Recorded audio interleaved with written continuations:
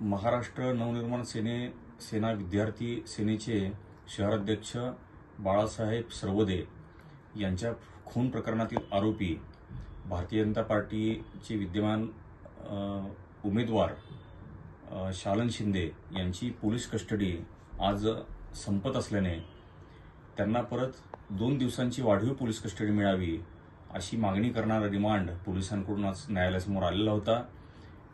वाढीव पोलीस कस्टडीची मागणी करताना त्यांनी यापूर्वी केलेला तपास आणि घटनेच्या वेळी शालन शिंदे यांनी चटणीचा वापर केलेला असल्यामुळे त्याबाबत तपास करणे आहे असं पोलीस कस्टडीचं कारण देण्यात आलेलं होतं।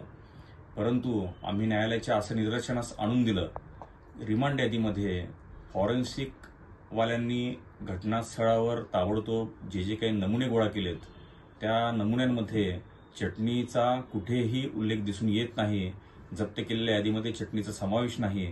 त्यामुळे शालन शिंदे यांनी घटनेच्या वेळी चटणीचा वापर केला असं म्हणता येणार नाही आणि त्यामुळे त्या चटणीच्या तपासासाठी पोलीस कस्टडी मागता येणार नाही असा आमचा युक्तिवाद होता।